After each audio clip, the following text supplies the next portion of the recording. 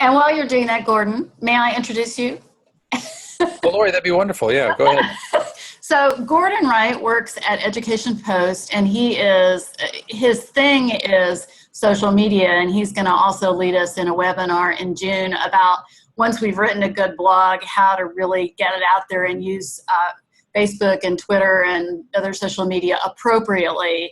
But he is a real friend to teachers and Teacher Voice, and he is one of the people who edits our blogs when we send them to him to see if he has any interest. So he was just sharing so many things with me that I thought, gosh, I thought I knew how to blog, and I learned a lot just talking with him. So I wanted to invite him in. And so we are just so glad to have you. And so again, if everybody will mute except for Gordon, and I'm going to mute too, feel free to chat. And feel free to reach out to me in the chat screen also if you need anything. Thank you so much, Lori. Yeah, and she's absolutely right that one of our main things we want to do at Education Post is try to help elevate the voices of teachers, and in part of that is blogging is just a great way to do that. So let's see here. This is just a quick slide about Education Post, because some of you may not have heard of us. We're mostly known for our blog at educationpost.org. We're a nonprofit, nonpartisan. We're fully funded by some foundations with basically just the goal of go out and help people communicate about education reform. And so we do that in a number of ways. On our blog, we do it. We have a lot of local blogs too. We work with individual bloggers.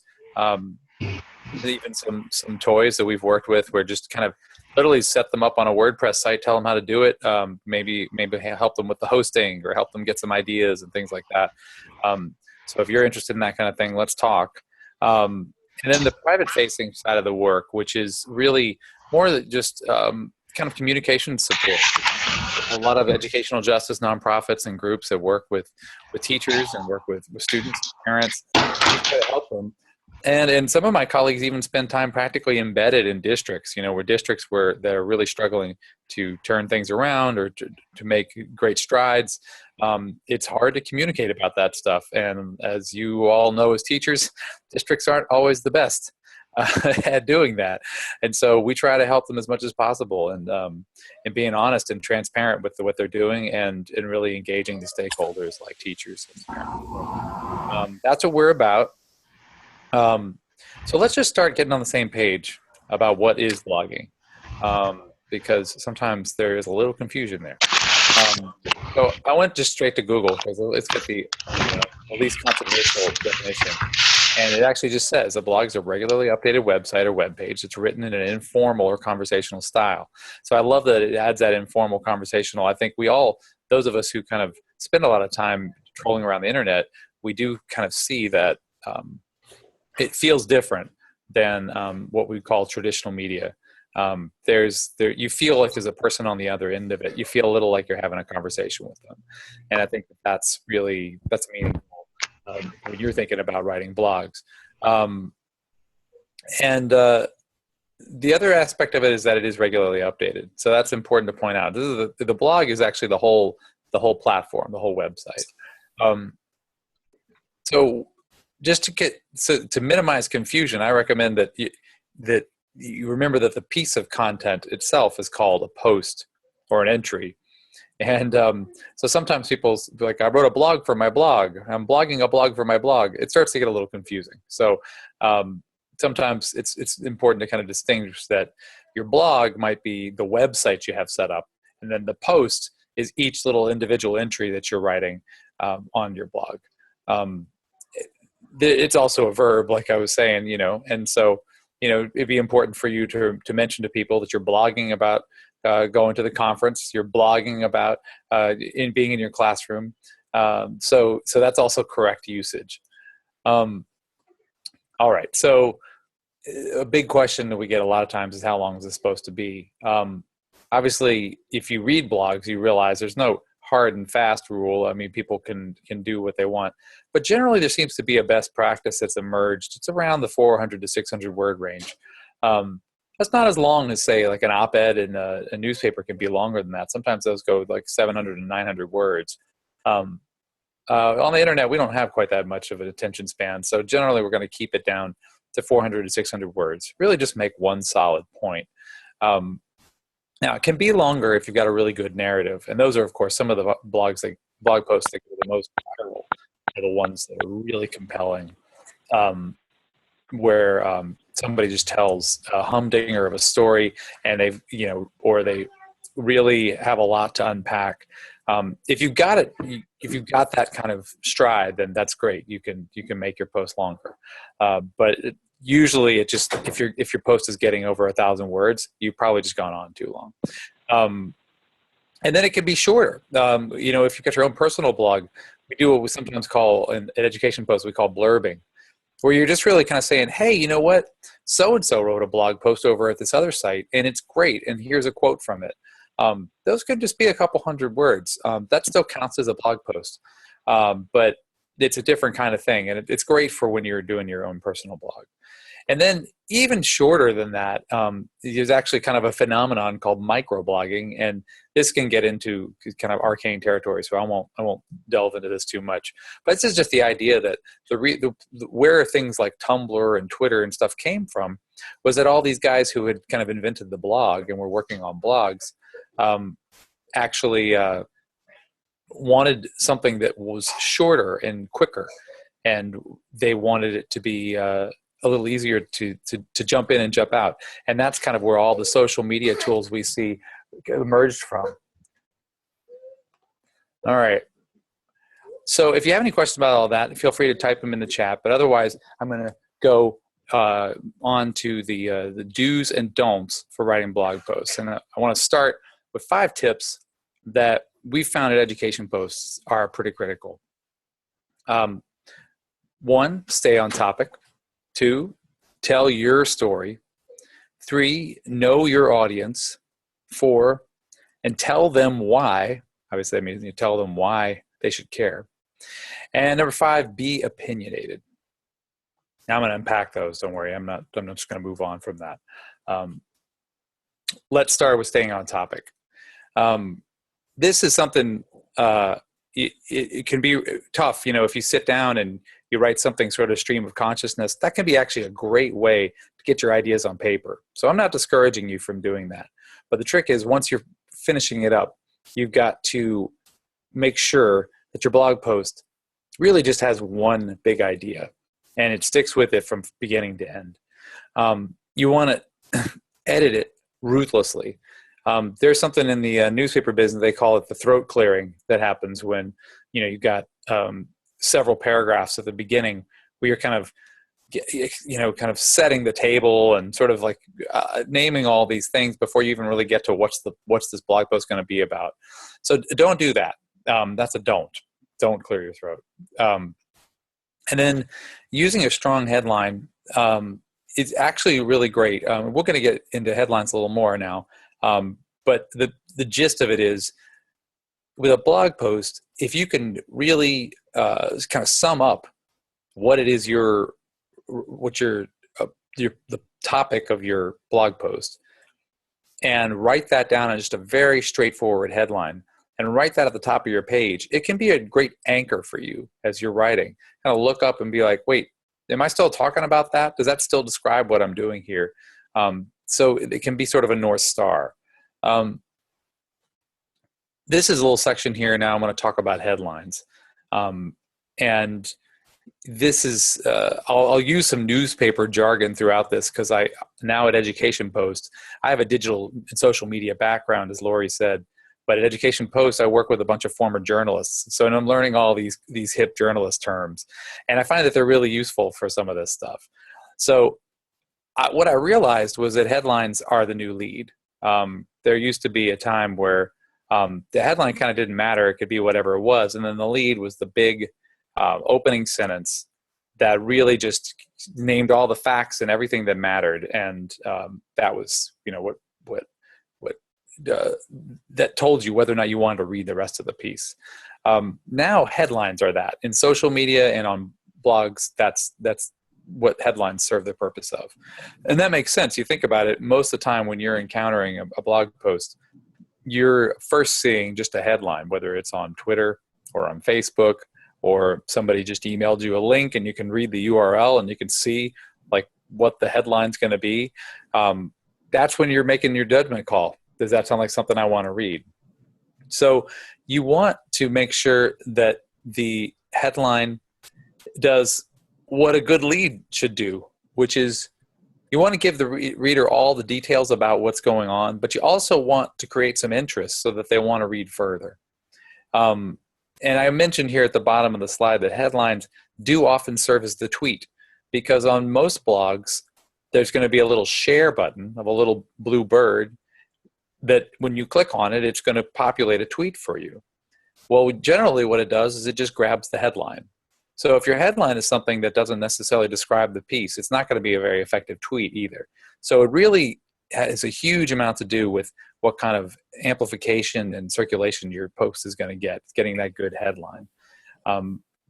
Gordon, there's someone wrote a question about, is there a length for headlines? And are you trying to put words in there that are searchable? Can you put too many searchable words so it's wonky? So those are sort of two separate questions. Yeah, and sorry, I'm not seeing that in the chat, but well, one of them is in the chat, and one is one that someone asked me about. Oh, I got you. Oh, yeah. They privately chat. Yeah, got you. I just want to make sure I wasn't misusing. Yeah. If we're all together. So the first part of that was how long? Is that what you said, or? Yes. How long? Is there a length guideline for a headline? So the thing is, I think that they can be longer than you think. I want to walk you through this exercise and show you that one example that we use at Education Post is we got a great post about Montessori, and the title on it was "Play is the Work of the Child." Well, anybody who knows Montessori knows that that's a cool title, and like if you were reading a magazine article or a newspaper article, that title might work fine. Because in that format, you're already looking at the beginning of the piece. You can read the lead and see if you're interested in the piece. But in the world of social media, that title is just not, it doesn't tell you anything about what's going to happen, and people won't click on it. So we augmented it to be something a little deeper. So first of all, you're going to see that it's long. It's a pretty long headline. Second of all, you're going to see that, I think you mentioned, Lori, in one of those questions about keywords. That's exactly why we tried to, when you talk about keywords, people always think of like Google, right? And that does matter. I mean, we can have a conversation about search engines and optimizing and all that kind of stuff. But really what Google's trying to do is be like a person. And so we use keywords just as much as Google. And so when you see how Maria Montessori can help us get past the false debate between work and play, these are keywords that are meaningful for readers. And so once we switched it to this title, this post actually took off for us. We got a whole bunch of people coming through, from an early childhood sort of world who obviously cared about Maria Montessori. We got a whole bunch of people coming in who are engaged in like the Common Core debates around, whatever. So the idea is, work about play. So I think the idea was, let's make sure that the piece, sounds, first of all, interesting. How, I want to know how. That's interesting. I mean, it sounds a little BuzzFeed like, but that kind of works. And it tells you enough though that you feel like you're going to get there. One more thing I wanted to point out though about headlines is don't make false promises. And so sometimes you get like, I've got this great headline, and then you actually realize your piece never really answers that question, or never really fully, and that actually, over time, that breeds a bad juju. People aren't going to follow you after a while because they'd feel like you're kind of shallow. Let me show one more, and then we'll make sure that we got the question answered. This was one that came in. It was a great piece from a teacher that was about her kind of dealing with her own biases and trying to deal with that. And this title just didn't convey it. And the other thing is that when people see the headline, they don't necessarily know that this is a teacher who wrote this. I mean, is this going to be a piece that's, taking on a teacher or condemning teachers? or is this a piece that's by a teacher? So we changed it to be, I had to admit my own racial prejudice to become a better teacher. Well, now just from the headline that this is a teacher who wrote it. I think that's really critical, is that, you want your standing and your sort of personal engagement to come to you want to lead with that. So I think that's an example of something where, again, this one really took off for us, got a lot of traction. And I think part of that, is getting the right headline on it so that people actually go in. And thank you, Nick, for loving this topic. Is the topic that you love headlines, or is the topic you love prejudiced urban educators? I'm not sure, but Lori, was there other? Did I unpack that whole question? So the other question that came in privately was about keywords, which you mentioned some of the keywords, but part of that was, is there a danger of using so many keywords that you sound jargony? Yes, definitely. And I think that gets back to the point of really be thinking about your readers and think about yourself, and where you consume this content is, I think, I think that's a helpful indicator of, rather than thinking about, oh, I got to pack in the keyword so Google will like my title. Think about what would get you to click on that piece. I think that's going to be a much better indicator. So let's move on to number 2, which is to tell your story. And this is, it seems self-evident, but I mean, you'd be surprised how many, particularly from teachers, we get a lot of submissions where they kind of explain policy and they kind of talk in generalities about sort of like, students do this, students do that, and whatever. And it's just so much more compelling when you can tell an anecdote. And, if you have to change the first name of somebody, that's fine. I don't think people really care about that kind of veracity. I think the point is to tell honest stories about what's going on. Those stories that go on in the classroom, guys, they're so rich. And I can tell you, as someone who is not in the classroom, that stuff just, you never tire of hearing these stories of like what it's like to be in that kind of experience with students. I know that all of you carry just years of fascinating and compelling and, heartfelt, hysterical and depressing stories of all kinds. Those are just, there's so many blog posts within that. And so the other thing I wanted to point out was to, in the bottom of the do column there, to humanize yourself with vivid details. And I don't know if I expressed this right, but I often think of it as like, you got to make it, if you just use something if you just rely on the stereotypes that people are used to, you're not going to really create an evocative picture for people. It's when you kind of combine some unique details about a child or a colleague or yourself in your own background, that's when it creates a really memorable picture for people and they're just drawn into it. So that's another aspect of telling your story. It's so essential.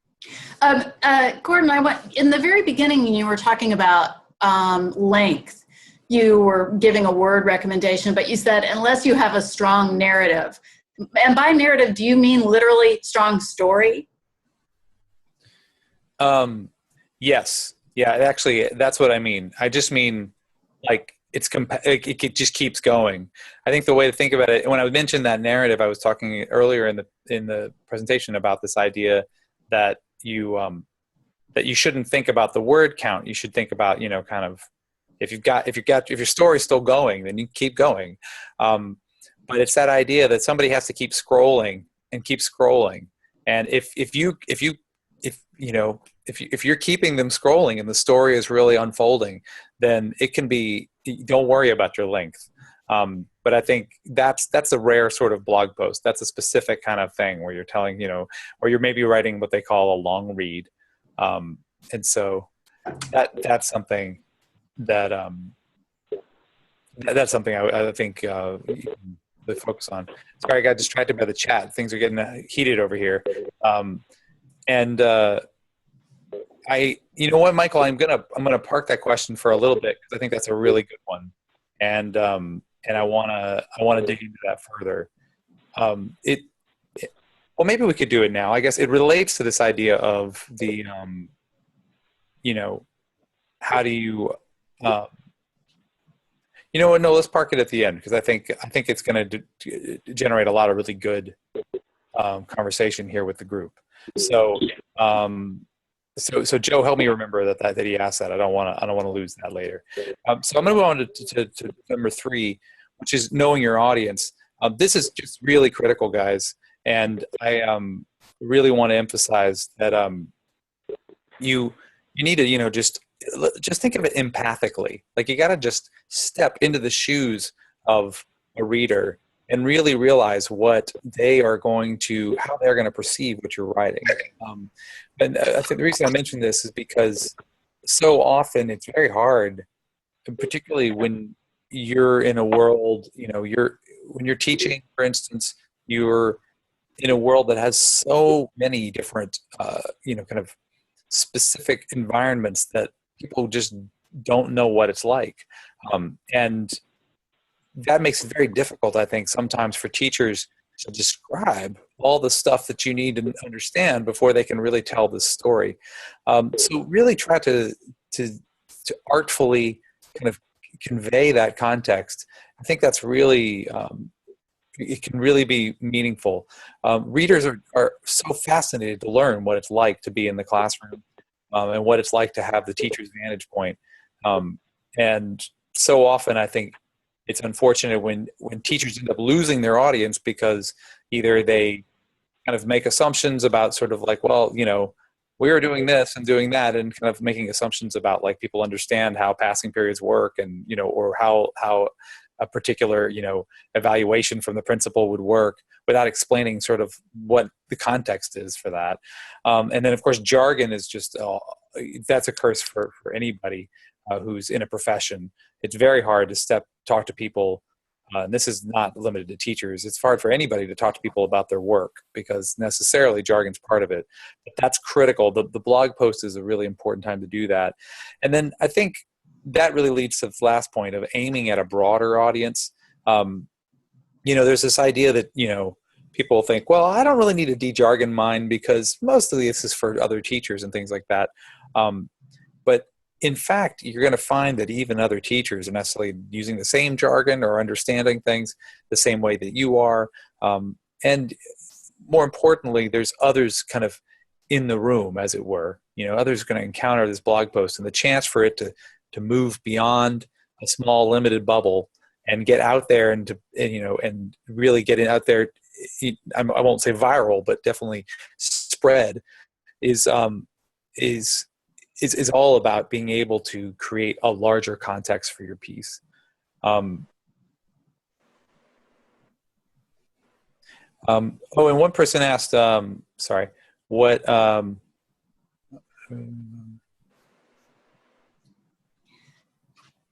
Gordon, so Whitney asked about... I can see her question, actually. Okay. Yeah. And I was going to say that, this is, I use the word artful to describe how you should give context.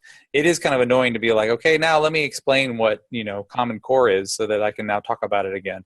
I think, but that said, I think that there's a way to sort of just, you don't need them to know everything, right? You don't need them to deeply understand the policy for something or other at your school. But you do need to just kind of provide that extra clause in your sentence that sort of says, this is what I'm talking about, or this is why that has stakes for me, or something like that. And Bill makes a good point that, hyperlinks can give background knowledge. But I think even with the hyperlinks, like that actually is great. If you've got, say, another post you wrote where you really went deep on something and you want to build off that, a hyperlink is definitely the way to do it. But even then, I think you want to provide as much context as you can in the post without overwhelming. So I think it's just finding a balance, honestly. And then I think, somebody asked about, is there jargon that I particularly think people should avoid? I mean, I'm not even the right one to ask. I'm swimming in jargon myself these days. But I think particularly things like, if you're going to talk about, say, the PARCC test, if you live in a district where, or a state where they're administering park, it starts to become a household word, and almost everybody knows about it. Um, and it's important to remember that if you're writing, particularly in the platform that many of you guys are as toys, you're actually kind of writing to a more national audience sometimes, even if you're not intending to. It's important just to remember, that it's this is the standardized test that my whole state takes, or something like that. So you want to kind of simplify it down to just, what is it? What you're explaining it to your aunt who knows nothing about your work. Sometimes a helpful audience to think about, I think, for you guys might be parents, and imagine that parent comes in who is obviously, they're devoted to their child, but they are really not paying attention at all to the work you're sending home, or the stuff that's going on in the school and the district, and you're trying to talk in a way that they can understand. I think that can be very, when you're reaching for a bigger audience, that kind of mindset is helpful.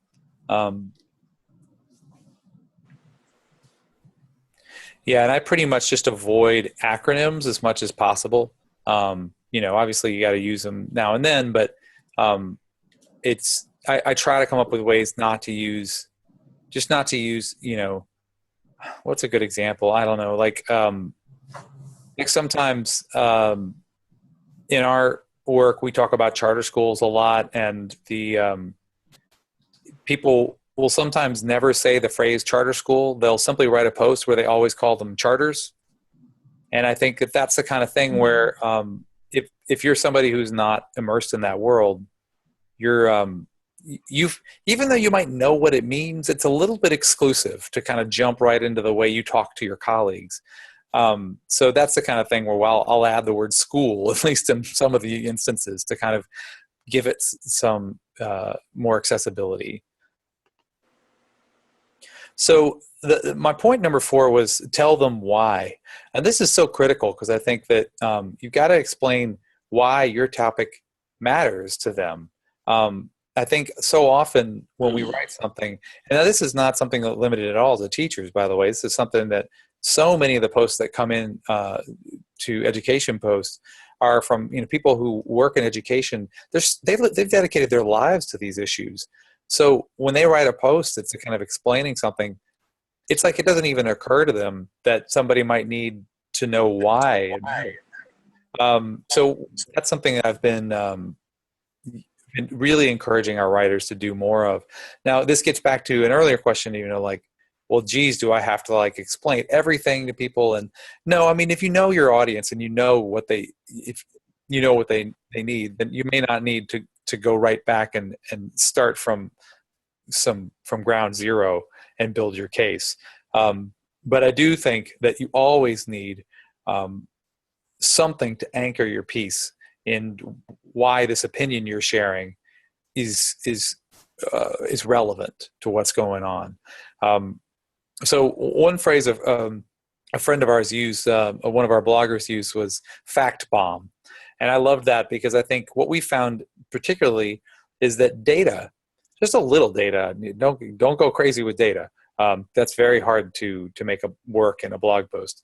But a couple of facts, or even just one, that really gets somebody to raise their eyebrows and really gets them to think, that can be really impactful, and really it really pulls together the piece. And then it makes your opinions and your anecdotes suddenly seem really salient, as opposed to just kind of you rambling on. So I also say include a nut graph. This is another fun term that the newspaper folks in my office like to use, and it now I see its real importance. So I actually made a slide for it. So what is a nut graph? Assuming some of you on here aren't journalism teachers and won't know this phrase. So the nut graph comes from nutshell paragraph. So basically, this is that paragraph that in a feature story in a newspaper, it's maybe the 3rd or 4th paragraph where, the piece is starting with something that's saying Mary had,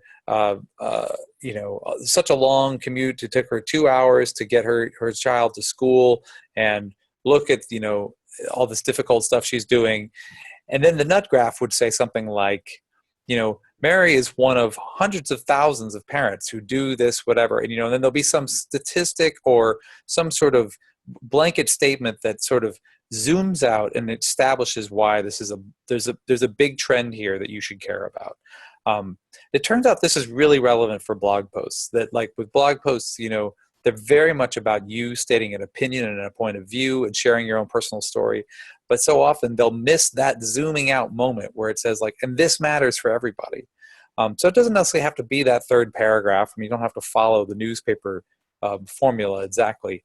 But I think usually if you do it a little earlier, it can be a little stronger. And then I mentioned again this fact bomb. Sometimes it's going to include the fact bomb. It doesn't always have to be data. But I think that the idea of finding that little piece of data is a really good one for you guys, because I was talking to Joe before the webinar started, and he was pointing out that it's often hard. You might have all these anecdotes stored up, but it's hard to come up with exactly what the real topic of your blog post is going to be. And I think one of the best sources for this is just keeping an eye on sort of the stories that are emerging in the news and reports that are coming out. And you'll see a statistic or something that just grabs your attention and just pulls you to attention, and you think, wow, that's really high, or that can't be right, or whatever it is that makes you think. And then that can be a great launching off point for a blog post. And then with that launching off point, you of course pull in these personal stories that you have and your own personal history, and that's how you flesh it out and make it something readable and engaging. But it's a lot of times that's the thing that sort of anchors the whole point. And my last point then is, I kind of alluded to this all along, but it is number 5, is be opinionated.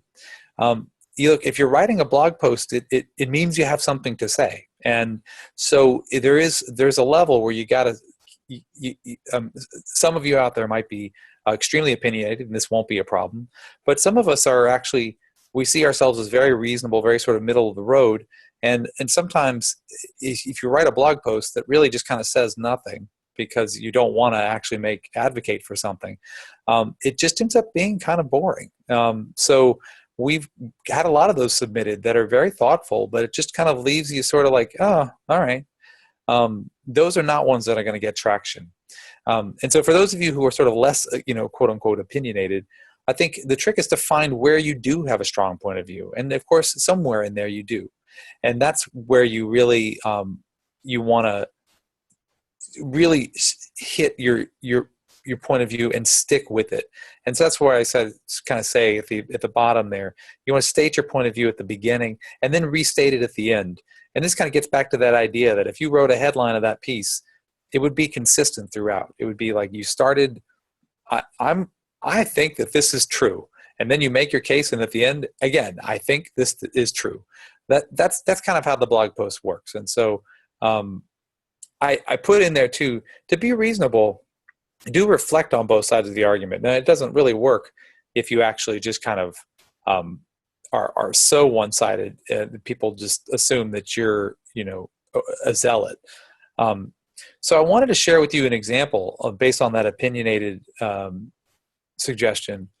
And this is one of your colleagues named James Ford, who he's worked with us for a little while, and we only discovered him. We just read an article he wrote in Charlotte, where he lives, and we were like, wow, this guy's amazing, and he was a former teacher, and we should get him to write for us. And so we approached him and said, hey, would you be willing to write a blog post for us? And it turns out, of course, he's involved with you guys, and he's writing for a lot of folks, and it's been a pleasure to work with him. So what I'm going to do is actually, I'm going to try to chat in the link to his post. This is his first post he did for us a couple months ago on our site. And we won't take a ton of time to read it here, but if you want to click over to your browser and just kind of skim a little bit, I'll give you a couple minutes.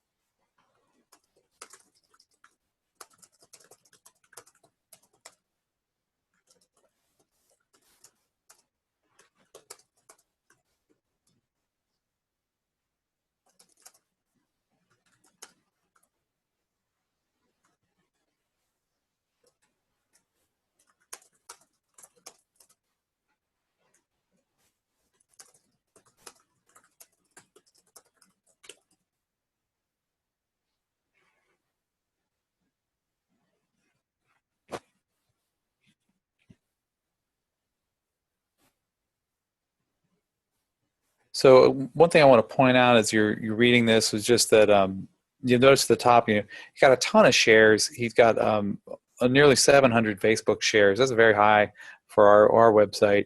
And even 50 LinkedIn shares. And we never sometimes things, but we don't usually get those. But in some cases we do. James got a big network there of the people, and I think one of the things that I wanted to point out was, in fact, Joe made a good point to me earlier, that a lot of times you guys are sort of suddenly you have this platform and everybody's asking your opinion about stuff, and so you write a blog post and you feel good about it, and you're kind of wondering, well, how do I know if I did a good job? What's the measure of success here? And I think what we appreciated about what James did here was that we focused on sort of making sure that he relied on his personal story. He mentioned his role as a former teacher and his kind of personal feelings, but he also kind of referring to a larger situation that's going on. And even at the end, he doesn't have kind of like the classic nut graph that we talked about, but he does kind of point out that this is related to that this affects everybody. And then I think what we found was that he got a lot of comments, a lot of chatter on Twitter, a lot of chatter on Facebook.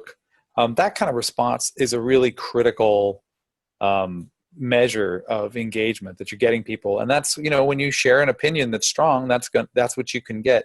And similarly, we got a lot of traffic for the post, so we knew that it was taking off. So I think that was an example. I think you kind of, not every page views isn't everything, I guess is the point. So if you can engender some conversation and with your colleagues and with others out there, I think you're hitting on something right. And Joe, to answer your question, on our particular site, I'm not sure what we do if you submit a education post is we'll pick what we call the pull quotes. So those things that pop out, that's something that we do as a sort of an editorial decision as we're sort of loading the post. We often will write the headlines too. And that's kind of a common practice in sort of the publication world, which is the headline sort of appears at the end. And I'd say occasionally we do post something and then the author or someone close to the author comes back and says like, oh my God, change that headline. And of course we do right away. But generally we try to do it in a way that respects what I was talking about earlier. Just, we want to make sure each post gets just the absolute most traction that it can get, but we also want to make sure the headline is honest. And so we try really hard not to put a headline on there that's going to be misleading or, stretch what the person is actually saying. Let's see here.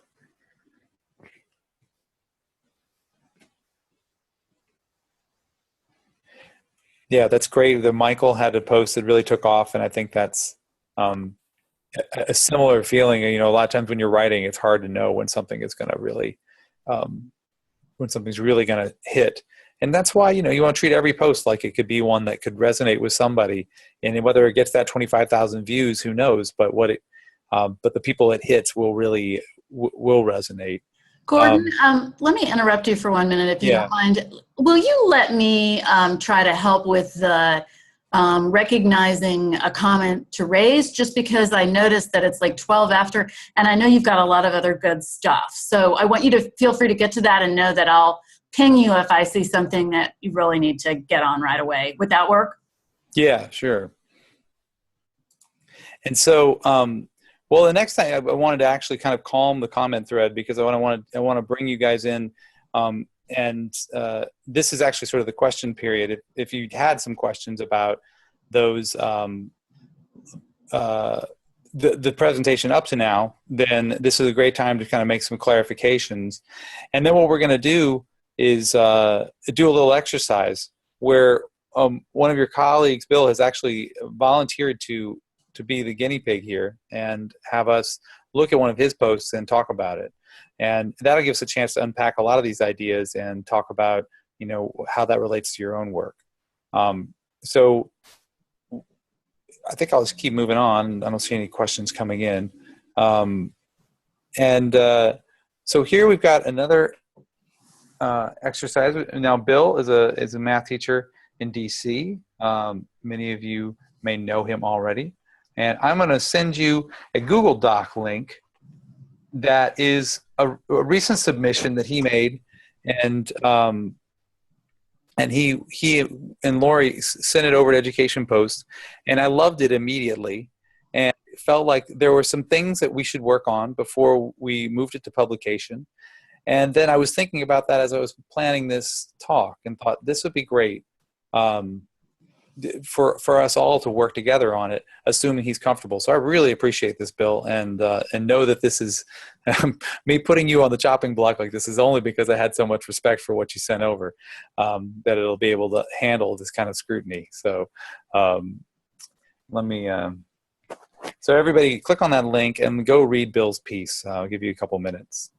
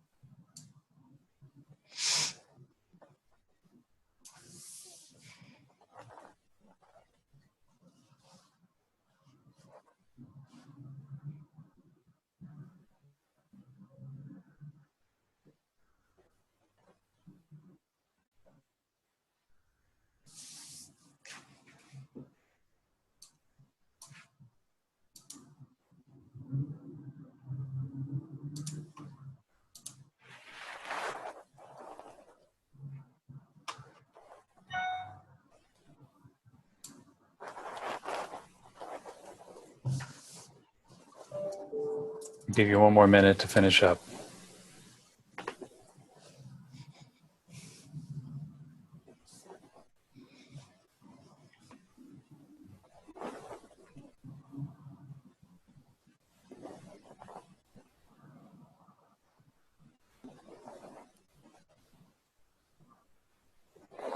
Now, as you're wrapping up your reading, I'd love for you to enter into the chat and let us know what do you like? What do you see that you like about this?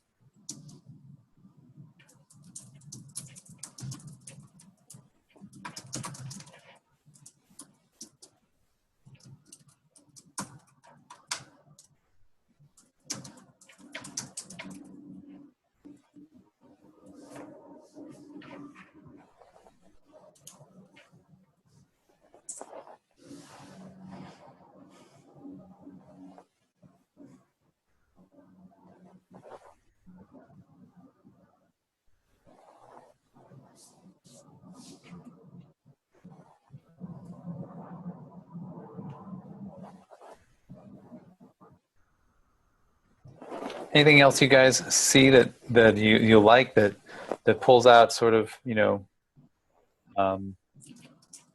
get you to read it?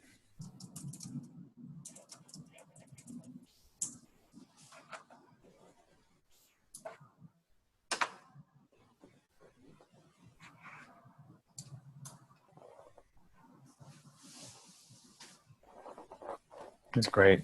These are great. These are great. And so, as you're writing those in, now you can also chime in with any suggestions you have, any maybe room for improvement, or things you want to see more of or less of. This is where we know Bill's skin is thick like leather.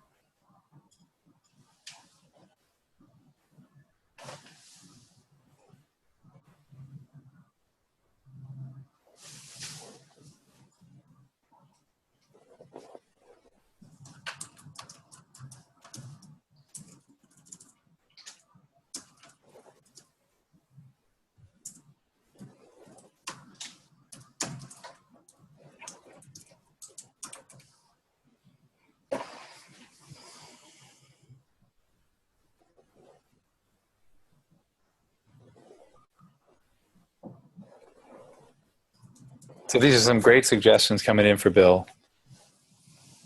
And it's I like how these critiques actually tie really well to the things that you like as well. It's kind of like I want to see more of it.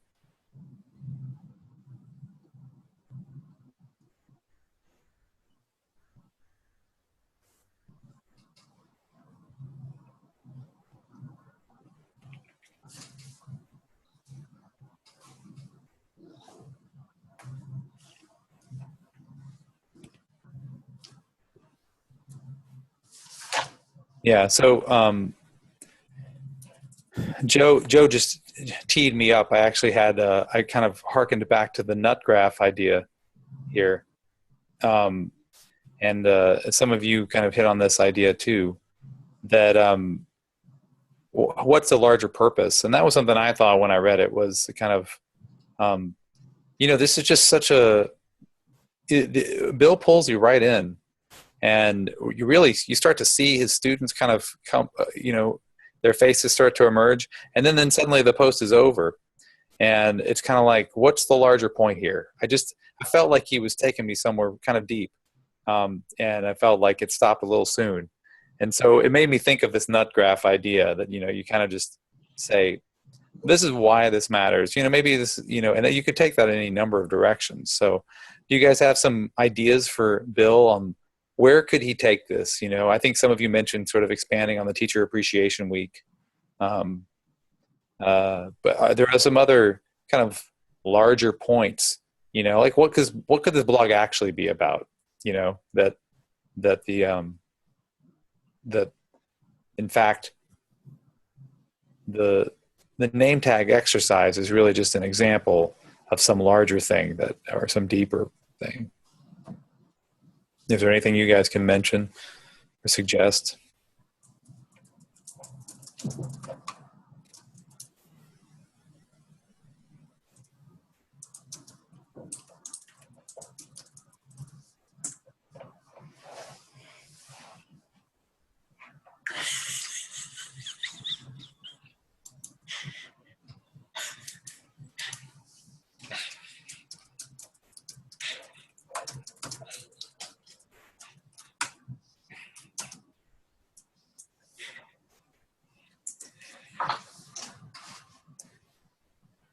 Yeah, Monica mentions validating students. Oh, and validating teachers. Very interesting.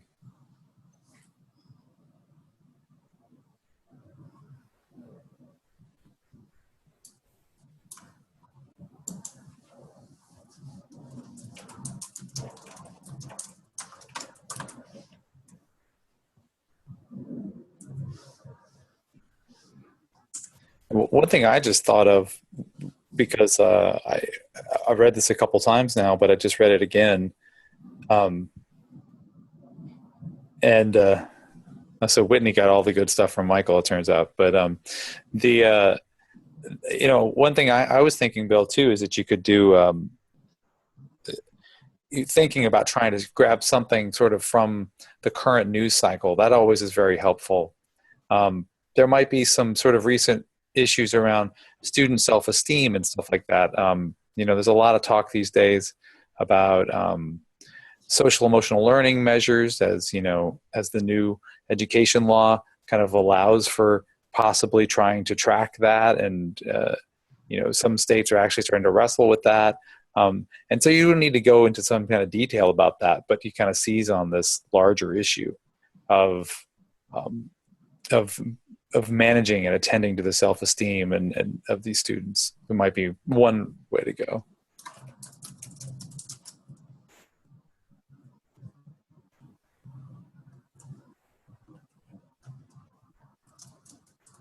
And I should point out too that, sometimes you're writing a blog post, and maybe if you were writing this for Edutopia or, well, not Edutopia, or We Are Teachers, or, there's some blogs where I think the focus really is meant to be on practice. Like, what's a tip you have for a teacher? What's something I can do tomorrow? I've got to do something in my class. And so obviously if that's your audience, then, then maybe you don't need to pull into some larger thing. But certainly from Education Post or Education Week, the goal is to sort of think of sort of a national, like, kind of larger issue that we can move on to, that we can connect it to. Sorry. Did anybody have any headline suggestions for Bill, having read that? Obviously that might change if he fleshes out a deeper theme, but I thought it could be kind of an interesting exercise to sit and think for a second as a group. We actually at Education Post love to do brainstorms for headlines and for hashtags. We'll all get in the conference room together or get on video together and just throw out ideas nonstop, and it can be really illuminating.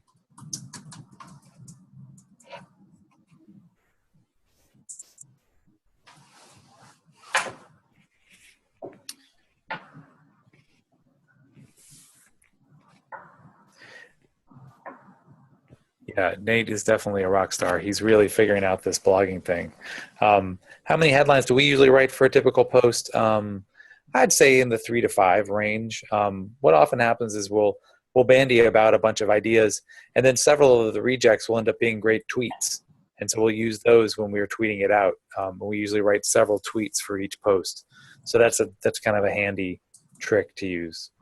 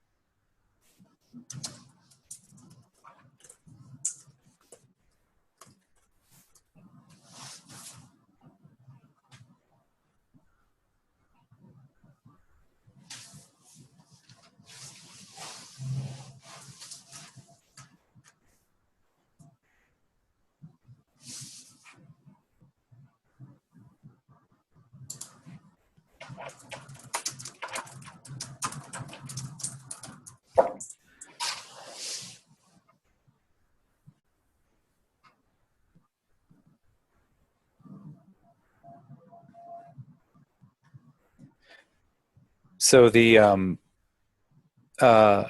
Whitney actually came through with a full-on title here. Nicely done, Whitney. And I'm noticing the time, so we have a couple more minutes.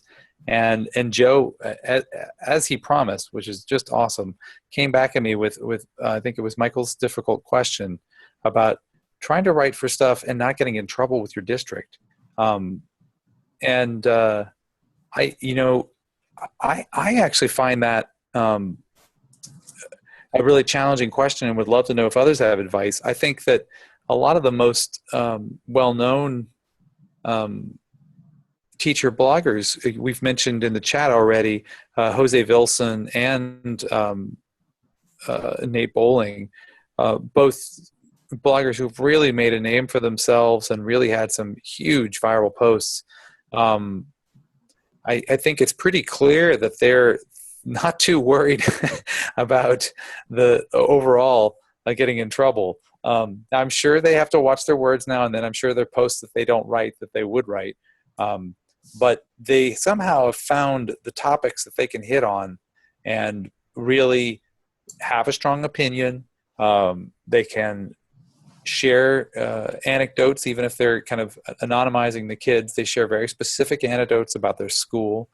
And that's really what draws people in. So I think that's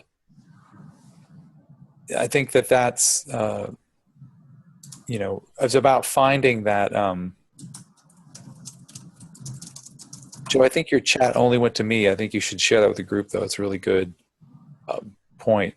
I think that you could definitely, try to find that range of topics where you feel like you can opine freely. And I've seen many teachers who have been able to find that sweet spot.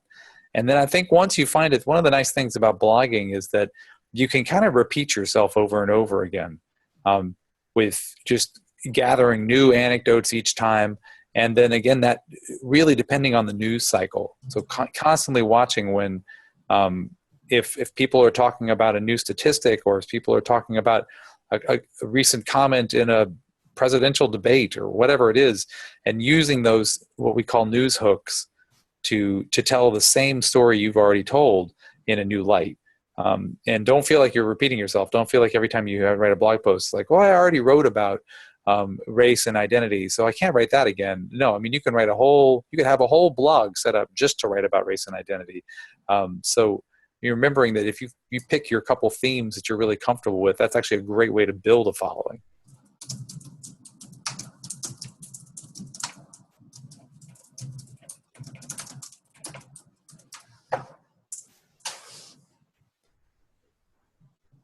So I think we're coming to 8:30, and I want to make sure, did anybody have any other burning questions that they wanted answered before we wrap up? I'd just like to let everybody know, remind you that we'll put this in the newsletter and also do an invitation to everybody, but I believe it's on June 10th. Gordon is going to lead us through social media and how to maximize what we're writing and use it in social media. So he'll share with us some of his tips from that side. In the meantime, if there's something specific that you've got or a question about social media, if you want to shoot me an email about it, I could talk with Gordon and we could be sure we have it slated for some discussion. I really want to thank you all for coming. This was just absolutely wonderful. We had 22 people and really diving in and not just sitting back, and that's just wonderful. So thank you all very much. And Gordon, thank you for such rich content. Now this is taped and I'll put it in our newsletter, a link to it, and it will also be on the NSTOY site. If you go under the menu under webinars in the upper right hand corner, you'll be able to see it in a couple days. So thanks everybody and have a good evening. Thanks guys.